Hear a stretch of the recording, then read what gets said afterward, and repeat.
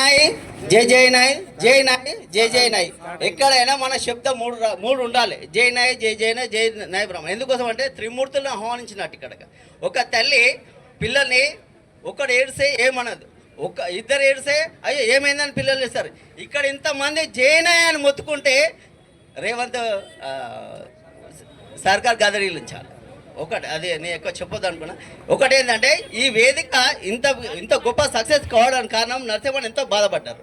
నిన్న రాత్రి కూడా ఫోన్ చేసిన వెంకటేష్కి ఏమైంది పర్మిషన్ వచ్చిందా అని. అన్న ఇప్పుడు వస్తుంది, రాత్రికి 8:30కి వచ్చేసింది. ఒక్కటి ఏంటంటే నేను చెప్పింది ఏంటంటే మనము ఈ కృతిని మన ఎంతోమంది నాయకులను నమ్ముకున్నాం ఇప్పటిదాకా. 10 రోజు ఒక నాయకత్వం పుట్టుకొస్తుంది, 10 నాయకత్వాలు అవుతున్నాయి.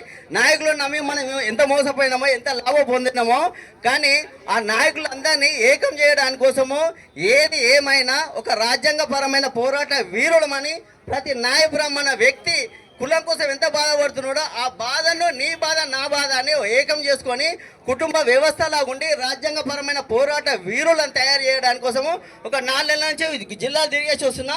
ఇంకోటి ఏంటి అంటే నాయకులకు ఇంతకుముందు ఒక సాంప్రదాయం ఉండే, ఇప్పుడు షేర్నింగంపల్లిలో ఒక సాంప్రదాయం అనేది ఎలక్షన్ ద్వారా ఎన్నిక చేశారు.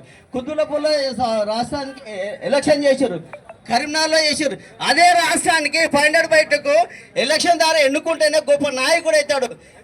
దీనికోసం ఒక ప్రణాళిక ఈ వేదిక నుంచి ఒక ప్రణాళిక సిద్ధం చేసి ఒక అడే కమిటీ వేసుకొని ప్రతి నాయకుడిని నిలదీసే రోజు రావాలి అని నా యొక్క హృదయపూర్వక కోరిక. ఎందుకోసం అంటే ప్రతి నాయకుడు ఇంట్లో దయచేసి పేరున చెప్తున్నారు, నాయకులను నిలదీసే రోజు వస్తుంది, మన అధ్యక్షులను అందరినీ నిలదీసే రోజు వస్తుంది.